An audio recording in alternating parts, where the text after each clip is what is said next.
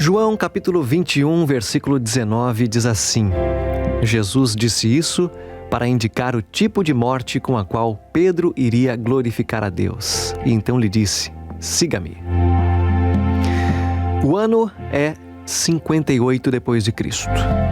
Roma está em chamas. Corre na cidade que o autor do incêndio é Nero, mas os que recebem a culpa são os cristãos. Muitos deles, cobertos de betume, são queimados vivos. Pedro, no entanto, tem um destino diferente. Eles o crucificam de cabeça para baixo. Pelo menos é o que afirma a tradição. Morte heróica foi a de Pedro. Diferente daquela atitude covarde que o levou a jurar não conhecer o Mestre na noite em que o Salvador do mundo foi crucificado. Naquela ocasião, na noite mais triste de todas as noites tristes que já existiram, a miséria do homem atingiu a sua expressão mais ousada. E no meio daquela tragédia, talvez Pedro e Judas tenham sido os principais símbolos da forma como o ser humano reage perante o sacrifício de Cristo. Judas, infelizmente, cometeu suicídio. Ele não conseguiu resistir ao peso da culpa. Suas carnes, posteriormente, teriam sido inclusive despedaçadas pelos cães.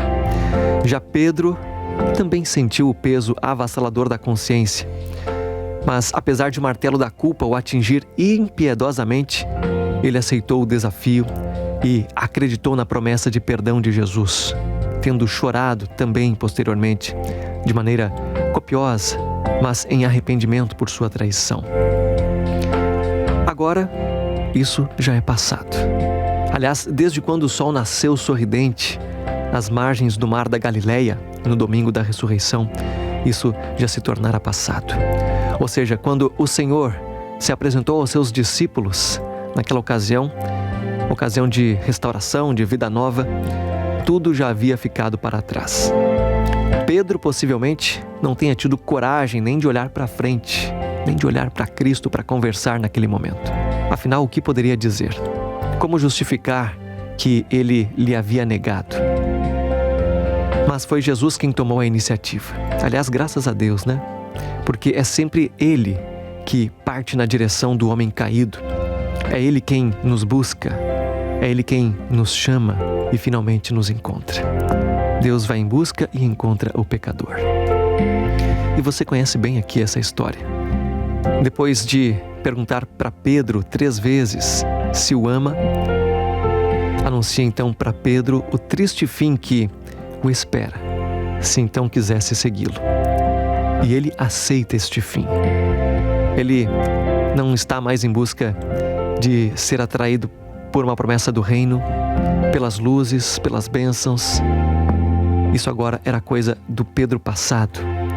Sua motivação passou a ser o amor e viver para servir, ter uma vida de serviço a Deus.